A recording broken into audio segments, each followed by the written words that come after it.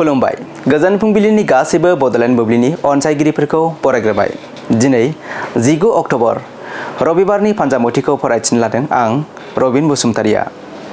फान्जामुथिनि गिबियाव दं मेष राशि। सोरजोंबा सुथुर जालायना दंब्ला गोरोबलायफिननो हागौ, सुथुरा जामगोन। वृष राशि। नोंथाङा दिनैनि सानाव जोबोद जेंना जेंसि जाना जार्लायाव गोग्लैनांनो हागौ, गोसोखौ हमथानांगोन। मिथुन राशि। नोंथांनि खामानिफोराव गुबुना बेरेखा होनो हागौ, खामानिखौ सांग्राङै मावनांगोन। कर्कट राशि। माबाफोर आनजादफोर होनाय दंब्ला दिनैनि सानाव उथ्रिसार जानो हागौ, खुसिनि सान। सिंह राशि।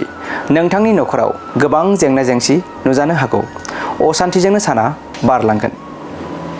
कन्या राशि।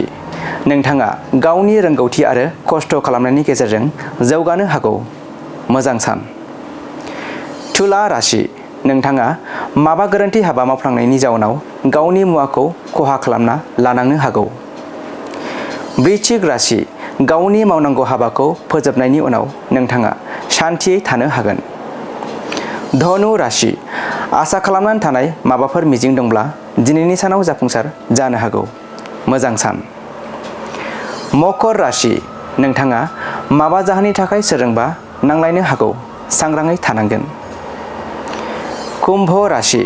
नोंथाङा गारि मटरजों हान्थियोब्ला बहाबाफोर सोगदावनो हागौ, सांग्राङै हान्थिनांगोन। आरो मीन राशि।